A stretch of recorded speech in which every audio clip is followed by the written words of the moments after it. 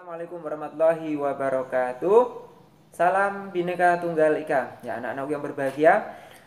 Kali ini Pak Arif akan menyampaikan materi bab yang pertama, yaitu hakikat bangsa. Anak-anak pasti sudah tahu, sudah sering mendengar tentang bangsa. Ya, mungkin bagi yang belum tahu apa itu bangsa, ya Pak Arif akan menjelaskannya. Bangsa itu adalah sekelompok manusia yang hidup di dalam suatu wilayah yang sama dan memiliki cita-cita yang sama. Ya, jadi bangsa itu ya ini terbentuk oleh sekelompok manusia.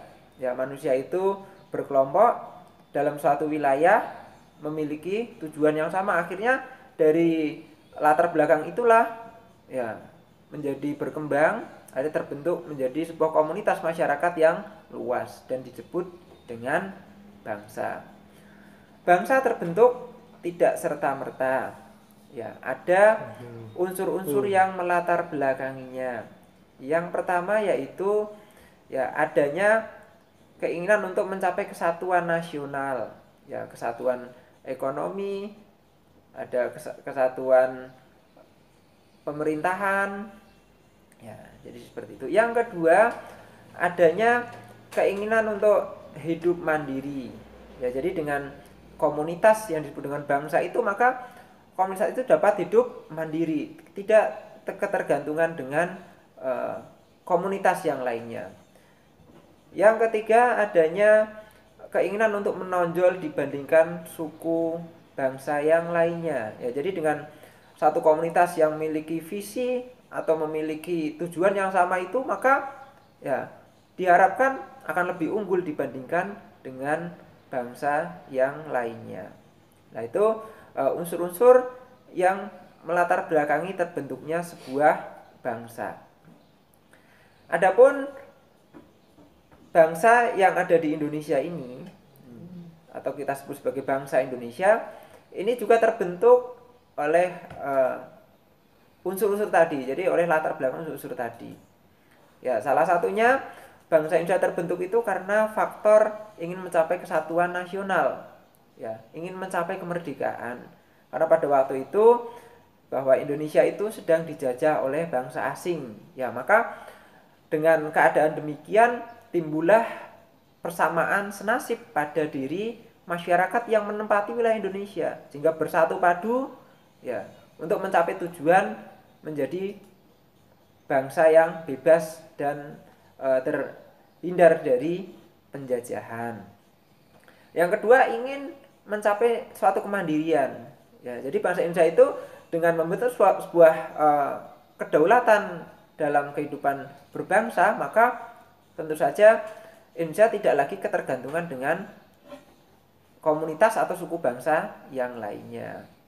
Nah, itu latar belakang terbentuknya suku bangsa di Indonesia. Ya, selain ada juga setelah berkembangnya waktu itu ya muncul hal-hal yang mempersatukan lagi. Yang pertama adanya tokoh-tokoh founding father bangsa Indonesia.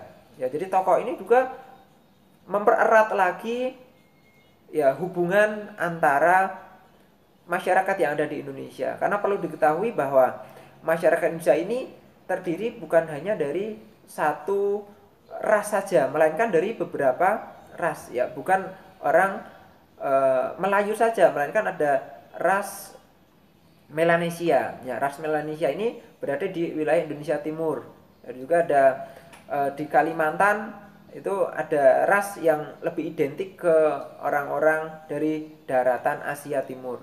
Oleh karenanya itu ya untuk mencapai tujuan dari terbentuknya sebuah komunitas yang disebut dengan bangsa ini perlu adanya penyatuan. Ya, salah satunya oleh tokoh-tokoh bangsa Indonesia atau disebut sebagai founding father atau pendiri bangsa.